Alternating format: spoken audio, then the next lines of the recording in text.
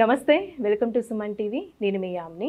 మనకి సెప్టెంబర్ 1 నుంచి 15 వరకు అసలు 12 రాశుల వారికి ఏ విధంగా ఉంటుంది, ఎలాంటి పరిహారాలు చేసుకోవాలి, ఈ విషయాలు మనకి తెలియచేయడానికి ప్రస్తుతం మనతో ఉన్నారు ప్రముఖ జ్యోతిష పండితులు బ్రహ్మశ్రీ నందిబట్ల శ్రీహరి శర్మ గారు ఉన్నారు. మరి గురుగారితో మాట్లాడి ఆ విషయాల గురించి అడిగి తెలుసుకుందాం. నమస్కారం గురుగారు.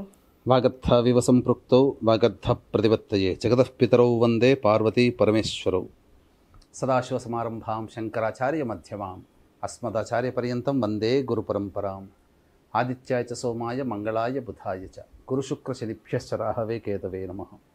శృంగేరి జగద్గురు పీఠాధిపతులకి, కంచి పీఠాధిపతులకి నమస్కారములు తెలియజేసుకుంటూ కార్యక్రమాన్ని ప్రారంభిద్దాం. గురుగారు, ఇప్పుడు సెప్టెంబర్ 1 నుంచి 15 వరకు అండి మీనరాశి వారికి ఏ విధంగా ఉంటుంది?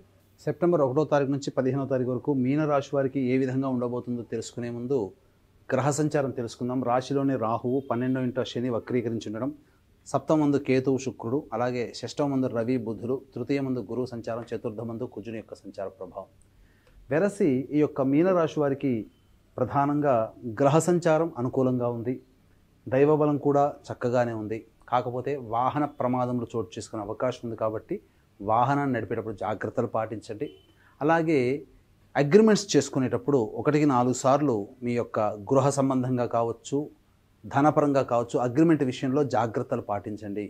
మిమ్మల్ని ఏమార్చే అవకాశాలు ఎక్కువగా ఉన్నాయి, అనగా మీరు మోసపోయే అవకాశాలు ఎక్కువగా ఉన్నాయని చెప్పవచ్చు. ఇక అన్నిటికంటే ప్రధానంగా నిరుద్యోగస్తులకి చక్కటి అవకాశము, ఉద్యోగం లభించి తీరుతుంది. ప్రభుత్వ రంగంలో ఉన్నటువంటి వారికి కోరుకున్న చోటికి బదిలీలు అవ్వడం కానీ, లేదా కోరుకున్న స్థానానికి వెళ్ళడం కానీ జరుగుతుంది. అన్ని రకాల అధికారుల యొక్క సహాయ సహకారాలు మెరుగవుతాయని చెప్పవచ్చు. ఆత్మవిశ్వాసంతో ముందడుగు వేస్తే అన్నింటా శుభ ఫలితాలు పొందుతారు. ముఖ్యంగా వివాహం కానిటువంటి వాళ్ళకి వివాహము సంబంధాలు నిశ్చయం అయ్యే అవకాశాలు ఈ యొక్క 1వ తారీఖు నుంచి 15వ తారీఖు మధ్య గోచరం అవుతుందని చెప్పవచ్చు. అయితే ఈ యొక్క ఏలిన నాశని ప్రభావం మీనరాశి వారికి అధికంగా ఉండడం, ఈ కారణం చేత అనుకున్నటువంటి పనులు కొన్ని కార్యరూపం దాలుస్తాయి అని అనుకుంటాము, కానీ మధ్యలోనే ఆగిపోవడము, అలాగే ఏవి కూడా ముందుకు సాగకపోవడం జరుగుతుంది. తద్వారా కొంత నిరాశ గురయ్యే అవకాశం ఉంటుంది. రియల్ ఎస్టేట్ రంగంలో ఉన్నటువంటి వారు ఆచితూచి స్పందించాల్సినటువంటి పరిస్థితి, గడ్డు కాలం అనే చెప్పవచ్చు. ఎఫ్ఎంసీజీ రంగంలో ఉన్నటువంటి వారికి మంచి సహాయ సహకారాలు అందుబాటులో ఉంటాయి. అలాగే విద్యాలయాలు, జ్యువెలరీ రంగంలో ఉన్నటువంటి వారికి మంచి వ్యాపార అభివృద్ధి కలుగుతుంది. ఇక ముఖ్యంగా ఈ రాశిలో జన్మించినటువంటి స్త్రీలకి కొంత ఇబ్బందికర పరిస్థితులు ఎదురవుతాయి.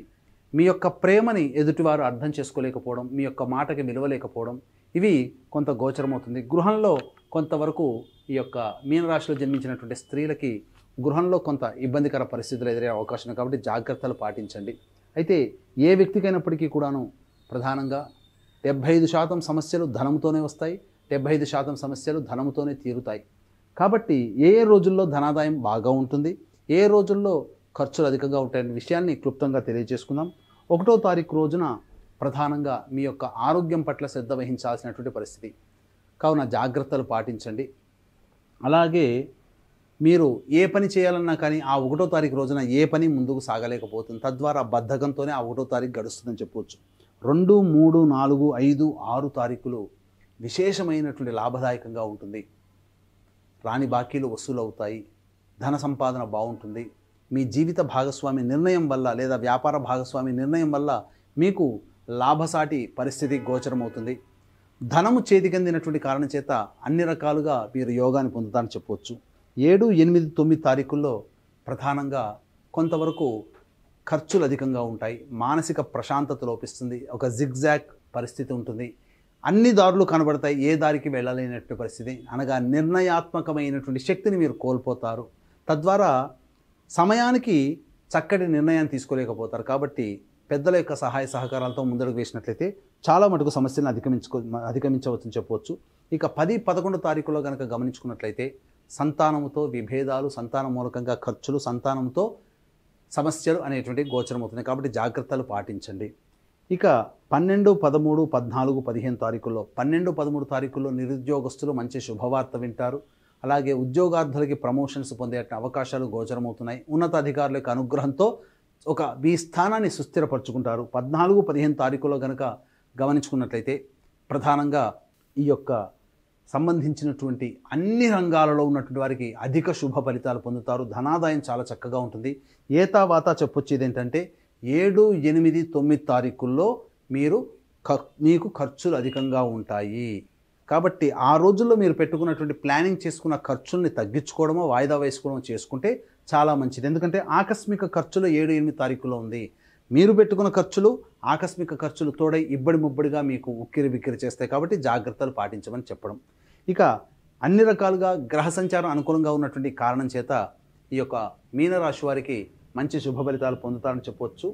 ఇక ఏలిన నాడిని ప్రభావము, కుజ ప్రభావం అనుకూలంగా లేని కారణం వల్ల సమస్యలు ఎదుర్కోవడం, దైవానుగ్రహంతో వాటిని అధిగమించడం అనేటువంటిది జరుగుతుంది. కాబట్టి ఏ వ్యక్తికైనప్పటికీ కూడాను దైవానుగ్రహం సంపూర్ణంగా ఉండాలి. కాబట్టి దీన్ని అందరికీ అందించాలనేటువంటి సదుద్దేశము. పైగా మీనరాశి వారికి ఏలినాటి శని ప్రభావం కాబట్టి వృషభ, మిథున, కర్కాటక, సింహతుల, వృశ్చిక, మకర, కుంభ, మీన రాశుల్లో జన్మించినటువంటి వారికి శనిదోష పరిహారార్థమై శనీశ్వర హోమము, అఘోర పాశుపత మంత్ర హోమంతో పాటు ఇప్పుడు సమస్యలు ఎదుర్కొంటున్నాము అనంటే గత జన్మ కర్మదోష ప్రభావాలు కావున గత జన్మ కర్మదోష నివారణ హోమాలు ఆగస్టు 31వ తారీఖు రోజున శని త్రయోదశి పుష్యమి నక్షత్రం కలిసిన విశేష పుణ్యతిథి సందర్భంగా కేవలం పర్ హెడ్ 1500 రూపాయలకి చేయించడం జరుగుతుంది.